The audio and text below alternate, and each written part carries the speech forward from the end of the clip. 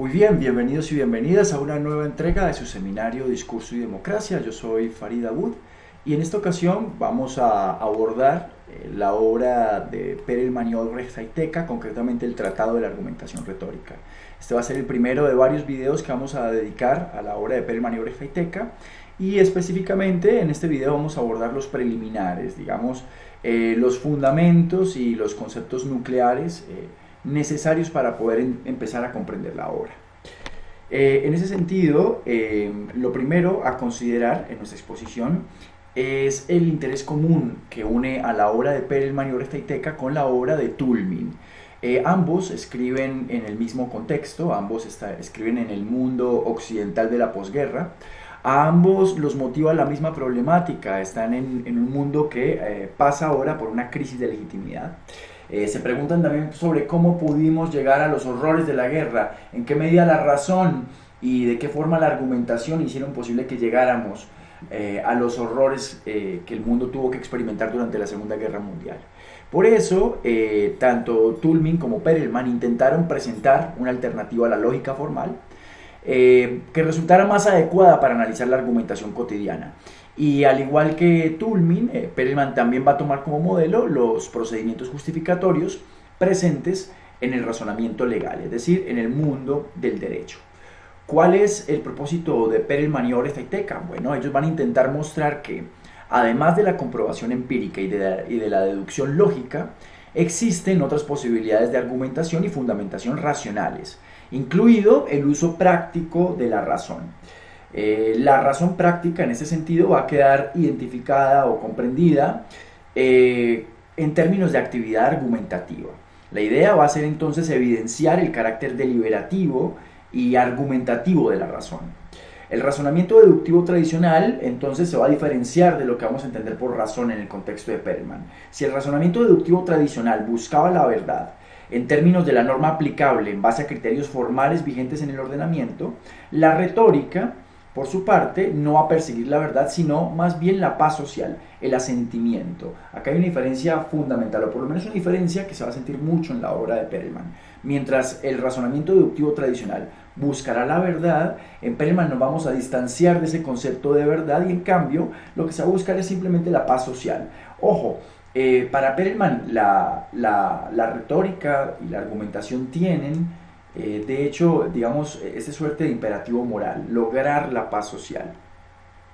Bueno, pero ¿cuál es específicamente el propósito de la retórica y de la argumentación para Perelman y Obrecht Ayteca? Bueno, para ellos, literalmente, como dice en el tratado, la retórica y la argumentación estarían dirigidas a provocar y acrecentar la adhesión de los espíritus a las tesis que se presentan para su asentimiento. Dicho en otros términos, para Perelman, la retórica y la argumentación, o mejor, la retórica de la argumentación, estará dirigida a convencer. Esto es muy importante porque, como hemos charlado en otras clases, hay distintas aproximaciones a la retórica de la argumentación, o dependiendo de si un enfoque se considere más retórico o más argumentativo. Hay algunos que ven a la argumentación más en términos de persuasión, otros que ven a la argumentación más en términos justificatorios. En el caso de Perelman se va a hablar de la argumentación más en términos de convencer, o por lo menos así lo plantean en el tratado, así lo explicitan en el tratado: provocar y acrecentar la adhesión de los espíritus a las tesis que se presentan para su asentimiento. Bueno, uno de los conceptos nucleares, centrales y al mismo tiempo más oscuros y más discutidos en la obra de Perelman y Obrecht Ayteca es el concepto de auditorio.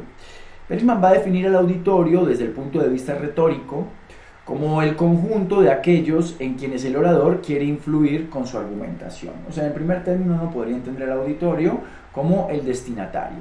Sin embargo, cuando uno profundiza en el tratado, uno se da cuenta de que Perelman está concibiendo el auditorio como una construcción del orador. Estamos hablando más bien de un enunciatario. El auditorio es ese auditorio, es ese oyente ideal o ese lector ideal que va modelando el enunciador, que el propio enunciador va construyendo, va guiando, toda vez que se suele pensar en aquellos a los que intentamos persuadir y que constituyen el auditorio al que dirigimos nuestro discurso. Es el auditorio no entendido como una persona concreta de carne y hueso, sino como una construcción del propio orador.